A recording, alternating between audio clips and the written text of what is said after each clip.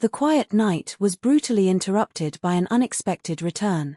What was revealed in that cold darkness froze the blood in the veins. A small, pajama child, trembling with cold next to the closed gate of his own home. Meanwhile, inside the residence, a noisy party celebrated her husband's birthday, an event for which, for some reason, the housewife and mother of that child freezing were forgotten to be informed.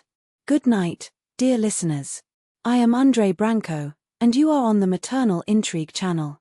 Today I bring you a real story that will move your emotions to the last word. Anna Dolgorukova was the portrait of the organization. A 3-day trip to Novoyebrimsk, however, ended earlier than expected. Negotiations flowed better than expected, and she decided to surprise the family with an early return. Her husband, Gleb, would certainly be euphoric, and little 6-year-old Ksyusha would jump with joy to see her. The taxi stopped in front of the 2-story house, in the quiet neighborhood, was already over midnight. November's sharp wind penetrated the bones. While Anna paid the driver and was preparing to get the suitcase, a movement by the gate caught her eye. By focusing better, the heart almost stopped. It was Ksyusha. The girl, with thin pajamas with teddy bears and slippers, was leaning against metal bars, her arms crossed over her lean body in an useless attempt to warm up. His muffled sobs cut the silence of the night like knives. Anna dropped her luggage on the floor and ran desperate. "Puppy, what are you doing here?" The little one lifted the wet little face of tears and, in the next second, was already clinging to his mother, shaking like sheet in the wind. "Mom, you came back." Anna took off her coat without thinking twice and involved her daughter in him, squeezing her against him. "What happened, my love? Why are you out here? Where's Dad?" Ksyusha pointed to the lighted house, where loud music and laughs echoed through the windows. "Grandma Inga said I was disturbing the adults and locked me in the room. Then I heard the song and I was afraid. I tried to call Dad, but he didn't hear. Then I went out the window." Only then did Anna notice the volume of the party indoors. Bright lights pulsed into the ground floor windows, shadows moved between toasts and gifts. "How long have you been here?" he asked, feeling the rage boil inside. "I don't know. It's been a long time," answered the girl, wiping her nose. "I wanted to hit, but I was afraid the grandma would be angry. She said I had to sleep and not disturb the party." Anna took her cell phone with trembling hands and called Gleb. The touches were lost in the middle of the loud music that came from the house. No answer. "Come, princess," he whispered, taking his daughter on her lap. "Let's solve this now." He opened the gate with his key and advanced toward the entrance, each step feeding a contained fury, but she controlled herself, because the last thing she wanted was to scare her daughter even more. The front door was unlocked. Anna entered, put Ksyusha on the entrance floor and took the girl's coat in her clothes, wearing him over her own. "Stay here for a minute, my son. Mom is back." With an overhuman effort to stay calm, she entered the living room. 15 people occupied the table full. In the head, Inga Mikhailovna, the mother-in-law, raised her glass of champagne with queen air. Beside, father-in-law, Pavel Arkadyevich, and later, Gleb, with his face flushed by the vodka, clearly not his first glass. The others were distant relatives of her husband, faces that Anna saw at most once a year. At the center of attention, a woman of about 60, probably Aunt Alla, the birthday girl, sister of Pavel. The song was so tall that no one noticed Anna's arrival. She approached the sound and turned off everything at once. The silence was instantaneous. Everyone turned around, surprised. "Anna," Gleb rose stumbling, almost knocking the chair. "You should only arrive tomorrow." "I arrived earlier. And I found my 6-year-old pajama daughter tremendously cold outside, while my husband's family celebrates the birthday of an aunt I didn't even know existed," Anna fired, eating Mikhailovna in her eyes. "Someone will explain to me why my son is on the street in November, 5 degrees below zero." The air in the room was heavy. Inga Mikhailovna squeezed her lips. "Don't overdo it, Anna. The girl should be sleeping in the room." He tried, but was locked inside, I don't know how. Anna held the tears of anger. She was terrified, went out the window and stayed in the cold until I arrived. "Do you have a sense of what could have happened?" Gleb blinked, trying to soothe. Wait, my mother said Ksiusha was already sleeping. Your mother, Gleb, locked our daughter in the room and continued the party as if nothing had happened. Anna exploded, turning to the guests. Sorry, but the celebration is over. My daughter needs warmth and security after what they went with her. Inga Mikhailovna got up, her eyes sparkling. You don't send anything in this house. This house. Anna laughing bitter. Half of it is from Gleb, inherited from his grandmother, and the other half we paid with the mortgage. So, yes, I have every right to demand that my daughter be safe here. I've always been ungrateful, isn't it? We welcome you and the Gleb, and see how you pay us. Mom, enough. Interrupted Gleb, surprising even Anna. Where is Ksiusha? At the entrance, freezing and terrified, said Anna. Go see your daughter and then decide if you want to continue this spree. Gleb left staggering. In seconds, his desperate scream has heard, My God, Ksiusha, you are cold. Anna turned to the guests. I ask you to withdraw. We have a family situation to solve. To his surprise, many began to gather their things in silence. Even the mother-in-law's relatives seemed to understand the severity of the moment. Aunt Alla, the honoree, approached. Sorry, my dear, I didn't know. If I knew Inga would do it with the little one. He shook his head. Take good care of her, girl. In 15 minutes, only Anna, Ksiusha, Gleb and her parents were. Pavel Arkadyevich fired in the corner, embarrassed. Inga Mikhailovna, however, continued to look loaded with hatred. Anna took Ksiusha to a hot bath, rubbing her little hands and blue feet. Gleb, suddenly sober by the shock, ran behind towels and tea. How could you, Mom? He asked finally, after the girl was lying with a hot water bag. She could get very sick. Don't be dramatic, Inga Mikhailovna snorted. The girl just didn't want to sleep and hindered. Asking to stay in the room is not a crime. You locked her, shouted Anna, the fists clenched. She was so scared she jumped out the window. Luckily was the ground floor. What if she broke her neck? Nonsense. Discarded the mother-in-law. You always exaggerate everything. That's why I always said that Gleb shouldn't have married you. Mom, just. Cutted Gleb, shocked. Anna took a deep breath. 5 years of marriage. 5 years swallowing humiliations, trying to keep peace for the sake of him. But that night, something inside her left forever. Do you know something, Inga Mikhailovna?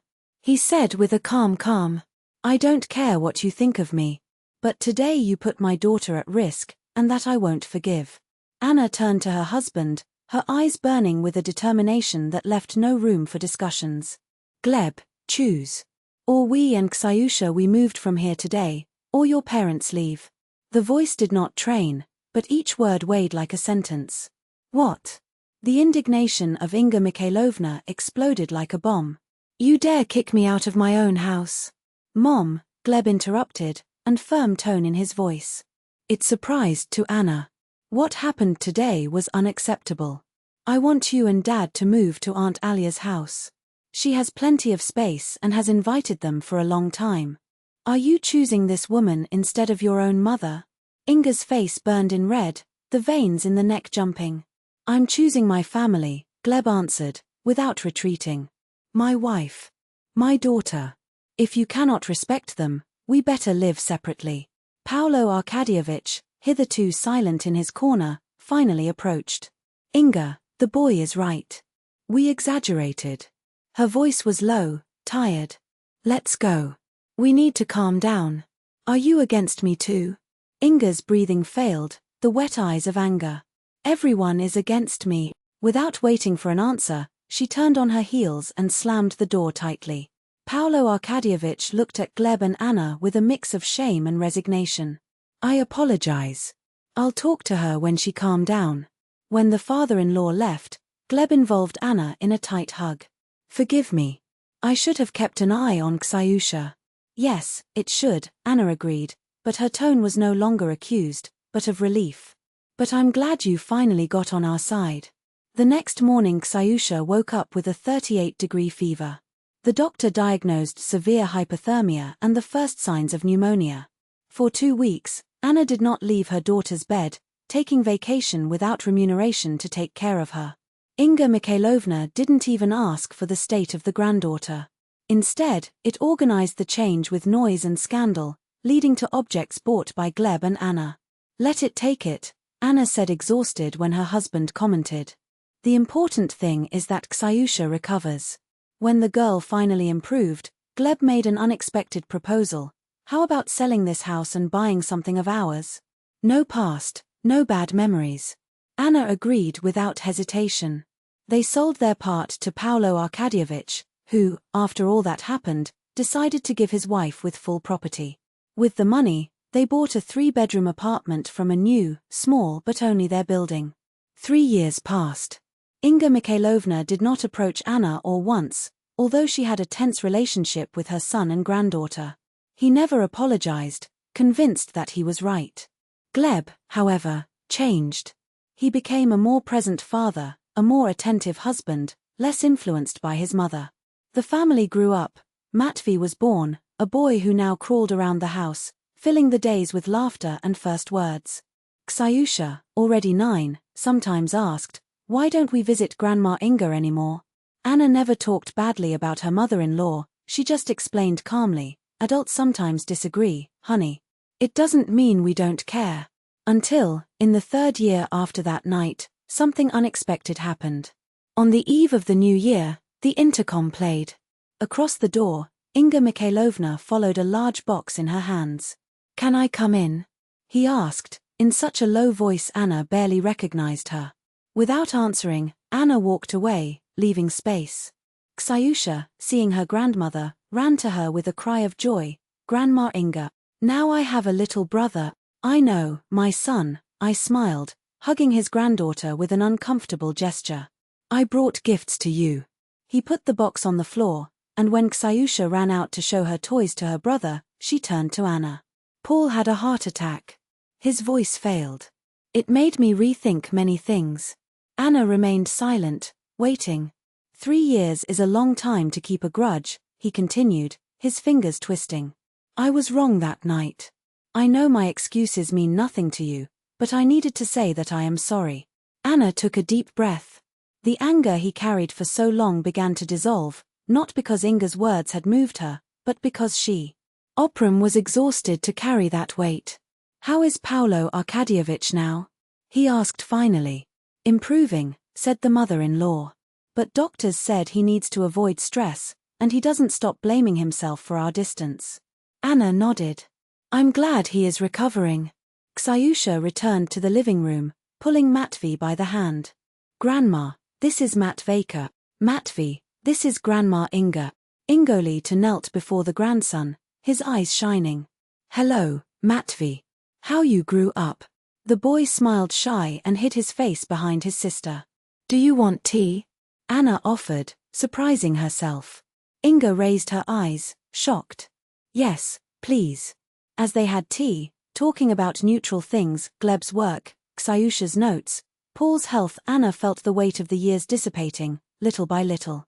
"When I was preparing to leave," Anna said, almost without thinking, "Come spend the new year with us, you and Paolo Arkadievich, if doctors allow." "Serious?" Inga's eyes filled with tears. "Do you allow it?" "For the children," said Anna. "And by Gleb. He will be happy." Those were the first New Year's Eve together in 3 years. It was not easy. There were embarrassing silences, stealthy glances, unresolved tensions. But for the children and Gleb, Anna was willing to try. Do not forgive it. Do not forget it. But then on. 2 years passed. The relationship with Inga Mikhailovna was never perfect, but it became bearable. The mother-in-law learned to respect Anna's limits and stopped trying to control everything. Paolo Arkadievich, after the heart attack, softened, often acting as a peacemaker. Ksiusha, now 11, one day asked her mother, "Why did you and Grandma themselves not talk before?" Anna hugged her. "Sometimes adults make mistakes, honey. The important thing is to know how to recognize and fix them." "How did Grandma when she locked me in the room at that party?" Ksiusha's question took Anna by surprise. "Do you remember that?" Anna looked at her daughter, shocked. "We never talk about it. I was afraid to hurt Dad, the girl confessed. But I'm glad it is all right now. Grandma doesn't do that anymore. No, said Anna, caressing her daughter's hair. Sometimes people need time to change. And sometimes they need a great fright for that. That night of November had broken his family, but in the end, he had made them stronger. Anna learned to defend her limits. Gleb learned to be the head of his family. And Inga Mikhailovna discovered, too late, that power and control did not value the price of losing those who loved. Even today, the mother-in-law did not go to Anna directly, preferring to communicate through Gleb or the children. But this fragile truce was better than open war. For the sake of children, for the good of the family, they learned to coexist. And Ksiusha, that girl scared of pajamas by the gate, grew up with one thing: no matter what happened, her mother would always be there. Even if, for that, I needed to turn the world upside down.